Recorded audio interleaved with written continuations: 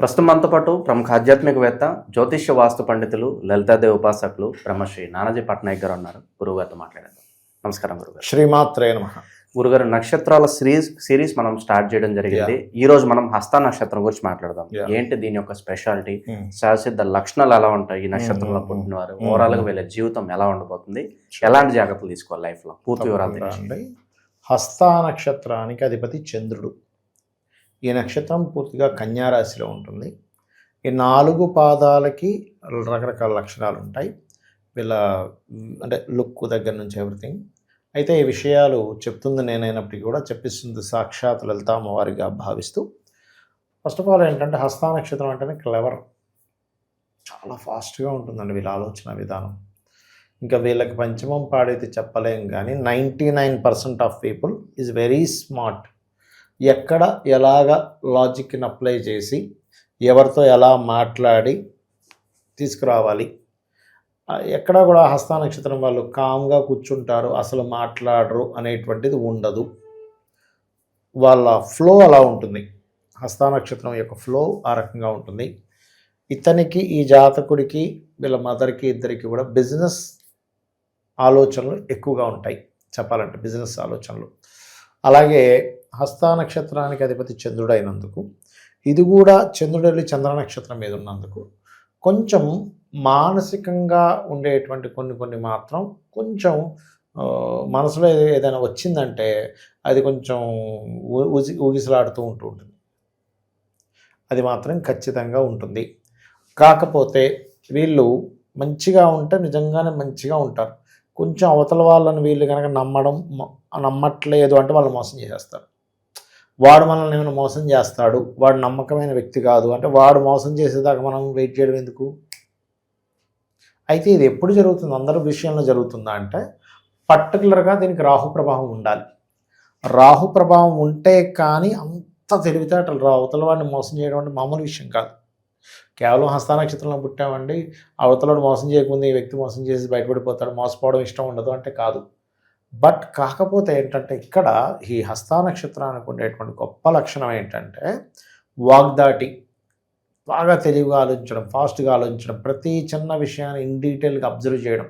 హస్త నక్షత్ర జాతకులు ఎగ్జాంపుల్ మనకి ఇక్కడ వచ్చారనుకోండి, ఉన్న 1 మినిట్లో అన్ని అబ్జర్వ్ చేస్తాను. ఎలాంటి లైట్లు పెట్టాడు, బ్యాక్గ్రౌండ్ ఏంటిది, గ్రీన్ మ్యాట, ఇక్కడ ఏంటి, ఈ టేబుల్ మీద ఏంటిది, పౌడర్ ఉంది ఏంటి అంటే ఇక్కడ వీళ్ళు పౌడర్ రాసుకుంటారా, మరి ఆ చాక్లెట్లు ఏంటి, ఆ బ్యాగ్ ఏంటి, ఇదేంటి అదేంటి, టక టక టక టక మొత్తం అబ్జర్వ్ చేసేసి ఎవ్రీథింగ్ ఇన్ డీటెయిల్గా దాని గురించి ఒక అనాలిసిస్ తీసుకొని ఒక వ్యక్తిని చూడగానే, స్త్రీ అయితే మొత్తం కింద నుంచి మీద వరకు మొత్తం అబ్జర్వ్ చేసేసి ఇతని తత్వం ఏంటని ఒక అంచనా వేసేస్తారు. పురుషుడైనా సరే అంటే ఏంటి, కళ్ళతో చూస్తూ పూర్తి అంచనాన్ని క్యాలిక్యులేట్ చేసేటువంటి లక్షణం హస్త నక్షత్రానికి ఉంటుంది.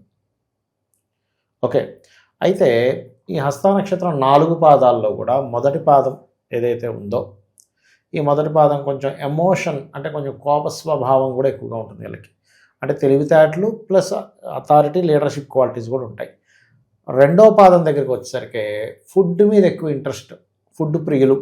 ఇలా చేసుకుంటే బాగుంటుంది కదా, మనం వీళ్ళతో కాన్వర్జేషన్ కనుక మనం పలానా దాంట్లో పలానా రెసిపీ అలా కాదండి, మనం అసలు దాంట్లో నెయ్యి వేసుకొని తింటే ఏం బాగుంటుంది అంటారు. కొంచెం కారం పొడి చల్లుకొని కనుక తిన్నామంటే అబ్బబ్బబ్బబ్బా అంటాడు రెండో పాదం.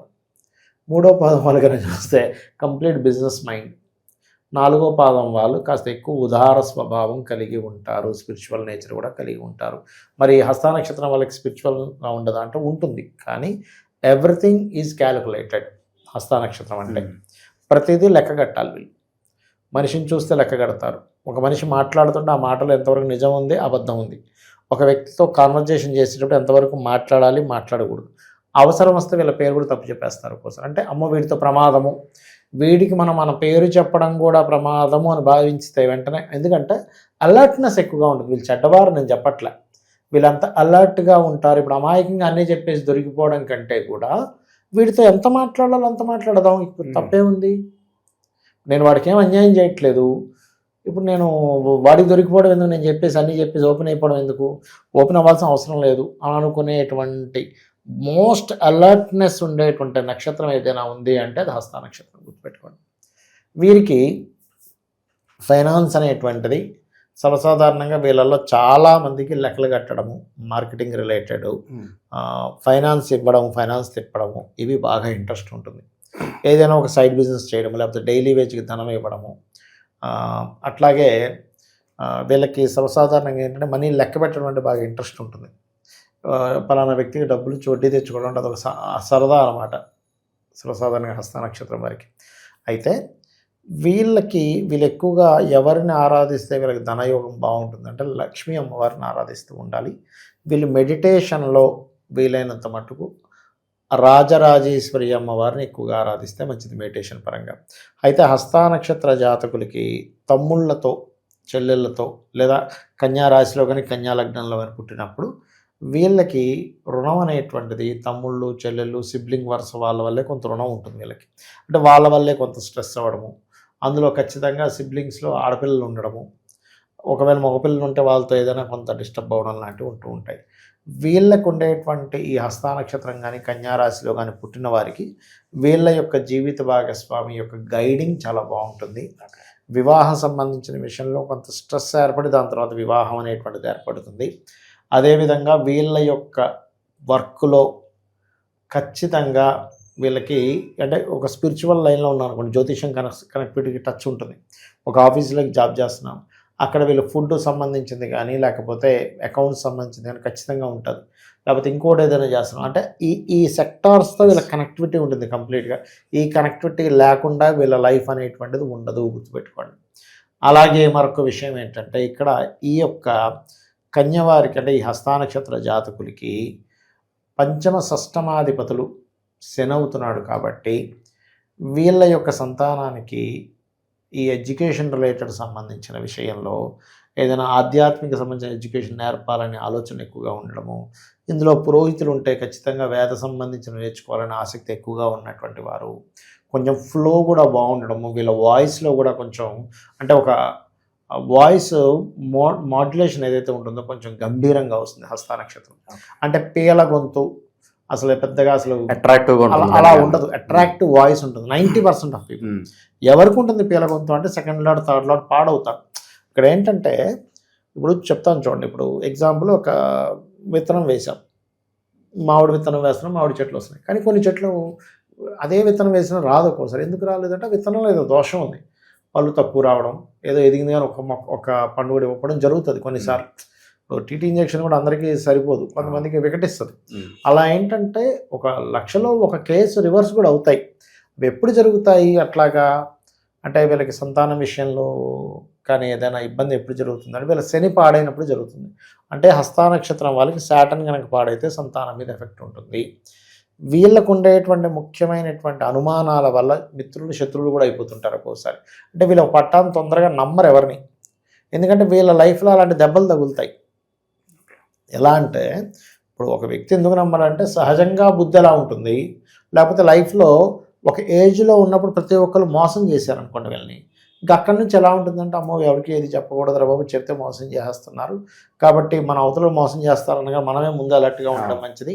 అంటే వీళ్ళు ఏదో మోసగాళ్ళు మోసగత్తలు నేను చెప్పట్లే, అలర్ట్నెస్ ఎక్కువ ఉంటుంది హస్త నక్షత్రానికి ఉన్నటువంటి గొప్పతనం అది. ఎందుకంటే న్యాచురల్ 6th హౌస్లో ఉండే నక్షత్రము, న్యాచురల్ 6th హౌస్ అంటే ఏంటంటే ఎప్పుడు ఎక్కడ ఏ శత్రువు ఉంటాడో తెలియదు అనేటువంటి ఆలోచనలు నిండున్నటువంటి నక్షత్రమే హస్త నక్షత్రం.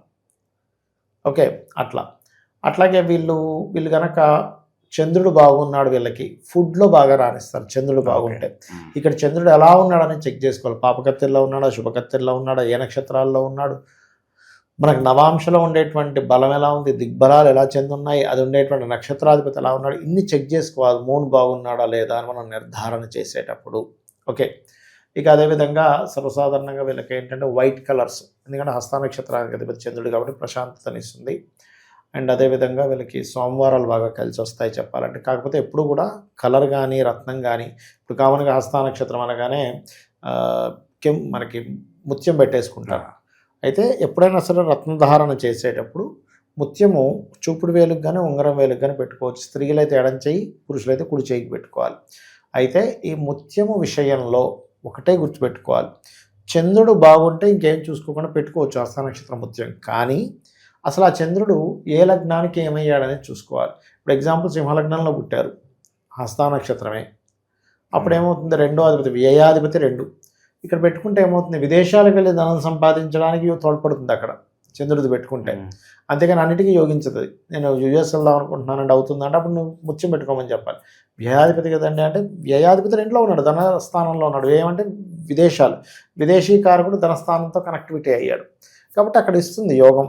అలాగే మనం రత్నం పెట్టుకునేటప్పుడు లగ్నాన్ని చూసుకొని కేవలం నక్షత్రం మాత్రమే కాకుండా ఆ యొక్క లగ్నానికి అతను ఎంతవరకు యోగకారకుడు, ఏ నక్షత్రంలో ఉన్నాడు, ఆ యొక్క మహాదశకి ఈయనకి ఫ్రెండ్షిప్ ఎంతవరకు ఉంది, పాపకత్తెరలో ఉన్నాడు, శుభకత్తెరలో ఉన్నాడు, ఆ ఏ రోజు పెట్టుకోవాలి, ఇవన్నీ చూసుకోవాలి మెయిన్గా.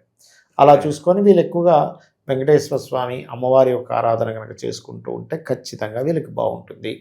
ఇక అదేవిధంగా వీళ్ళకి కెరియర్ రిలేటెడ్ సంబంధించిన విషయంలో ఎప్పుడో ఒక కెరియర్ ఏదో చేయడం కాకుండా రెండు కెరియర్లు చేయాలి. ఒక జాబ్ చేస్తే ఒక బిజినెస్ చేసేసేయాలి, లేకపోతే బిజినెస్లు చేస్తే కూడా 2 బిజినెస్లు ఉండాలి. ఇన్కమ్కి మల్టిపుల్ సోర్స్ అయితే ఉంటుందంటారు. మల్టిపుల్ సోర్సెస్ అంటే కెరియర్ అనేది మల్టిపుల్ కెరియర్స్ ఉండాలని చూసుకుని ఉంటారు. వీళ్ళు ఎవరికైనా ఏదైనా నేర్పడం కనుక చేస్తూ ఉంటే బాగా లైఫ్లో చక్కగా ఫైనాన్షియల్గా బాగా గ్రోత్ ఉంటుంది. దేవతా సంబంధించిన విషయాల్లో వీళ్ళంతా అమ్మవారి ఆలయాలకు వెళ్తూ ఉంటే అంత బాగుంటుంది ఈ నక్షత్రం వారికి. ఓకే, సో చివరిగా వీళ్ళు కష్టానికి పడిన ప్రతిఫలం వస్తుందంటారు, లేదంటే క్రెడిట్స్ వేరే వాళ్ళు కొట్టేస్తారంటారా? రైట్, మంచి ప్రశ్న వేశారండి. ఎప్పుడు కూడా కష్టానికి తగ్గ ఫలితం వీళ్ళు పొందాలి అంటే వీళ్ళు ఇందాక చెప్పానండి మీకు, వీళ్ళు అలర్ట్గానే ఉంటారు, ఫలితం పొందాలని కంప్లీట్ డెడికేటెడ్గా ఉంటారు, అందులో ఎటువంటి సందేహం లేదు. అయితే ఇక్కడ ఎవరికైనా ఎవరి జన్మ జాత చక్రంలో అయినా మనం చూడండి, ఒక ప్రయత్నం ప్రారంభిస్తాము, అది వెళ్తూ ఉంటుంది, ఆ ప్రారంభించిన ప్రయత్నం అవుతూ ఉంటుంది, ఎండింగ్లో ఒక ఫలితం వస్తుంది. ఇక్కడ ఎప్పుడూ కూడా వీళ్ళ జన్మజాతకంలో హస్తానక్షత్ర జాతకులకి అవి బాగా సక్సెస్ఫుల్ అవుతాయా లేదా అంటే చంద్రుడు బాగుండాలి, అంటే వీళ్ళు చేసే ప్రయత్నం ప్రారంభమై మూమెంట్ వచ్చి సక్సెస్ అవ్వాలంటే మూనే ప్రధానమైనటువంటి కారణం. అసలు ప్రారంభమే అవ్వట్లేదు అంటే వీళ్ళ జన్మజాతకంలో ఎక్కడో కుజుడు పాడయ్యాడని అర్థం. ప్రారంభమైంది కానీ ఏది సగంలో అన్ని సగంలోనే అయిపోతున్నాయండి అంటే గురుబలం తగ్గిందని అర్థం. ఎక్కడైనా ఎవరికైనా వీళ్ళకి ప్రారంభం అవ్వట్లేదు, మన సుబ్రహ్మణ్యేశ్వర స్వామికి ఆలయాలకు వెళ్ళడం, కుజగ్రహం దగ్గర దీపారాధన చేయాలి, ఏది ప్రారంభం అవ్వకపోయినా. అలా కాదండి ప్రారంభం అవుతుంది కానండి అదేంటో తెలియదు మధ్యలో ఆగిపోతున్నాయి అన్నప్పుడు దత్త చరిత్ర చేయాలి. 2 బాగానే ఉన్నాయండి, ప్రారంభం అవుతుంది కొనసాగుతుంది కానీ లాభం వచ్చేసరికి రావట్లేదండి అంటారు. అంటే ఒక ఫ్యాక్టరీ పెడతారు, నడుస్తూ ఉంటుంది, కానీ లెక్కలు చూసేసరికి 5 కోట్లు నడిచింది, నెలంతా కలిపి 5 కోట్లు ఖర్చు ఉంది, ఏం లాభం? అలా రావట్లేదంటే అప్పుడు వీళ్ళు చెక్ చేసుకోవాల్సింది మూన్ ఎలా ఉన్నాడో చెక్ చేసుకోవాలి. ఓవరాల్గా హస్త నక్షత్రం గురించి వీళ్ళ పూర్తి జీవితం లైఫ్ లాంగ్ ఎలాంటి రెమెడీస్ తీసుకోవాలి అద్భుతంగా వివరించారు. ధన్యవాదాలు. శ్రీమాత్రే నమః.